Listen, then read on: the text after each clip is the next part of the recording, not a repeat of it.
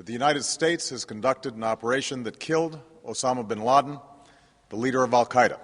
दिन था 2 मई 2011। अमेरिकी सेना ने ओसामा बिन लादेन को उसके घर में घुसकर मारने के बाद यूएस नेवी सील ने उसके डेथ बॉडी को अगले 12 ही घंटों के अंदर अरेबियन सी में एक भारी भरकम जंजीरे में बांधकर फेंक दिया था। 54 बच्चों के खानदान में से 17वें नंबर का बच्चा ओसामा बिन लादेन असल में सऊदी अरेबिया का एक धार्मिक बाप का बेटा था। इसके बावजूद यूएसए ने उसकी बॉडी किसी के भी हाथ न आने दी और इंसानों से हजारों किलोमीटर दूर जाकर समुद्र में दफना दिया। और इसके पीछे मेनली 3 मेजर रीजन थे।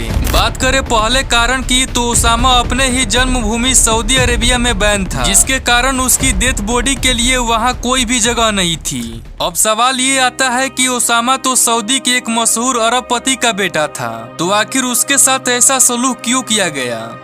ओसामा की फैमिली इतनी अमीर थी कि एक बार जब सऊदी किंग का पैसा कम पड़ने लगा तो लादेन की फैमिली ने वहां के कई सारे गवर्नमेंट एम्प्लॉय को 6 महीने तक लगातार सैलरी भी दी थी। अब अमीरी के साथ साथ ये फैमिली बहुत ही रिलीजियस भी थी और यहाँ तक कि ओसामा भी बहुत धार्मिक व्यक्ति था। हर साल जब दुनिया भर के मुस्लिम सऊदी में हज करने के लिए आते तो ओसामा के फादर बड़े बड़े आदमियों को पर्सनली होस्ट भी किया करते थे और इसी बीच ओसामा भी उनसे मिलता जुलता था और उनसे लेसन लर्न भी करता था। तो फिर एक बार वही सवाल आता है कि इतना धार्मिक होते हुए भी ओसामा को सऊदी अरेबिया से बैन क्यों किया गया? तो इसका जवाब है कि ओसामा लोगों के झांसे में आ गया। अब इस पर ओसामा की मां का कहना था कि ओसामा एक आतंकवादी मुस्लिम बना, जिसके पीछे एक कारण उसका यूनिवर्सिटी था। ओसामा जेडा यूनिवर्सिटी से पब्लिक एडमिनिस्टर की पढ़ाई कर रहा था, तभी उसकी मुलाकात मुस्लिम ब्रदर एक हुट नामक ऑर्गेनाइजेशन से होती है। ओसामा की मां का कहना था कि इन्हीं सब लोगों ने मिलकर ओसामा का ब्रेन वॉश किया, जिससे उसका रवैया बदलने लगा। और कॉन्सिडेंशली इसी फेज के दौरान यूएसएसआर ने अफगानिस्तान यानी एक मुस्लिम देश को इन्वेट कर लिया था। और फिर क्या था, ओसामा का टेररिस्ट की ओर झुकाव बढ़ने लगा। वह आगे इसी तरह अफगानिस्तान की मदद के लिए वहां पर सीक्रेट ट्रिप्स के लिए जाने लगे और अपने पुराने कनेक्शन की वजह से वहां पर ऑपरेट हो रहे अलग अलग लोगों के साथ नए कनेक्शन बनाने लगा। उसके बाद ओसामा ने इन्हीं लोगों की मदद से अपने भी देश से वॉलंटियर्स को बनाना शुरू कर दिया। वह लोगों को फोर्स करता था सऊदी के खिलाफ चल रहे युद्ध में खालिस्तान की ओर शामिल होने के लिए, लेकिन इन लोगों को ट्रेंड वह खुद नहीं करता था, बल्कि वह इस काम के लिए दूसरे ऑर्गेनाइजेशन को हायर करता था।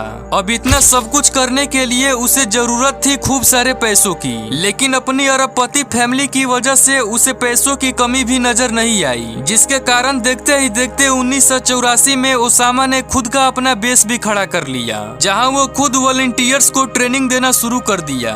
और वहीं पर इस ट्रेनिंग सेंटर का एक पूरा का पूरा डेटाबेस भी तैयार हो गया, जिसके कारण यह पूरा एक ऑर्गेनाइजेशन की तरह काम करने लगा। और इस तरह शुरुआत हो गई अलकायदा की।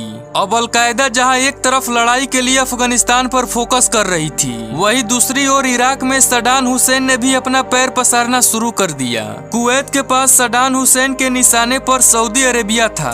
अब ऐसे में ओसामा ने सऊदी को बनाने के लिए सऊदी किंग को एक लेटर लिखा, जिसमें उसने उस लेटर में अपने ऑर्गेनाइजेशन में शामिल लोगों को इराक के खिलाफ लड़वाने का सऊदी को ऑफर किया।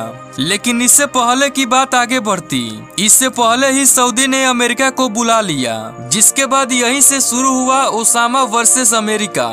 लेकिन ओसामा को अमेरिका की हेल्प बिल्कुल भी पसंद नहीं आई, क्योंकि वह चाहता था कि सऊदी में किसी भी वेस्टर्न कंट्री का आगमन ना हो और सऊदी अरेबिया केवल इस्लाम ही रहे, ताकि वह एक इस्लामिक कंट्री बन सके।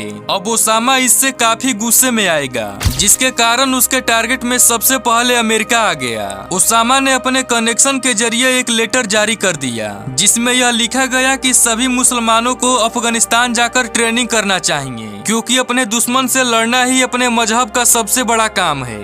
बस फिर क्या था, इतना सुनते ही 4000 से भी ज्यादा लोग सऊदी छोड़कर अफगानिस्तान चले गए। सऊदी को भी ये सब पसंद नहीं आया, जिसके बाद ओसामा की ट्रेवल पर बैन लगा दिया गया।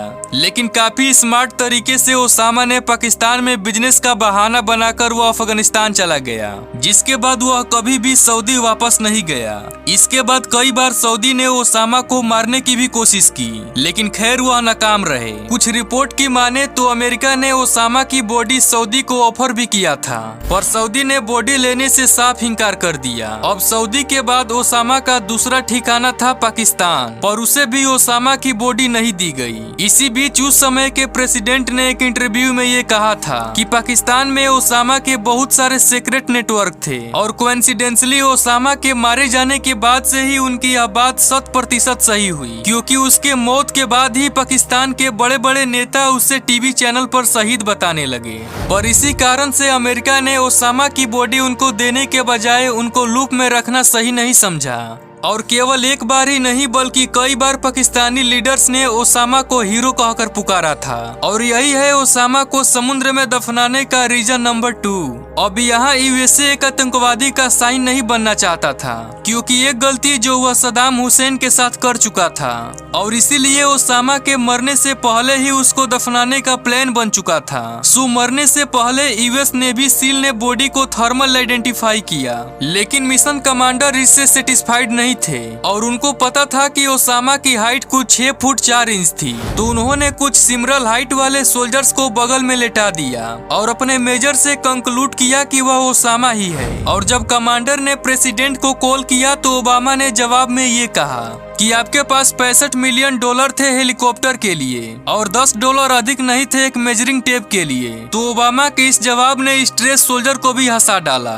लेकिन अभी काम पूरा नहीं हुआ था। ओसामा की बॉडी को अबोटाबाद से डीएनए टेस्ट के लिए अफगानिस्तान ले गए और करीब 12 ही घंटों के अंदर उसके बॉडी को सीधा अरेबियन सी में ले जाया गया। वहां पहुंचकर बॉडी को एक बार फिर रीवेरीफाई किया गया और लास्ट में मुस्लिम रीति रिवाजों को शुरू किया गया, जिसमें सबसे पहले ओसामा को नहलाया जाता है। उसके बाद उसके बॉडी को एक सफेद कफन में लपेटकर उसके लिए एक सोल्जर लास्ट प्रेयर पढ़ता है, जिसे इस्लाम में नमाज ए जनाजा भी कहा जाता है। और फाइनली ओसामा की बॉडी को एक भारी भरकम कैफिन में डालकर अरेबियन सी के नॉर्थन साइड में दुनिया से विलुप्त कर दिया जाता है। ओसामा की बॉडी समुद्र में दफनाने के अलावा एक और रास्ता था और वो था जलाना। लेकिन इस्लाम में बॉडी को जलाना तो दूर, किसी बॉडी को जलते हुए देखना भी पाप माना जाता है। और यही थर्ड रीजन था ओसामा की बॉडी को समुद्र में दफनाने का। तो दोस्तों आज के लिए बस इतना ही। उम्मीद करते हैं आज का यह वीडियो आपको काफी ज्यादा पसंद आया होगा।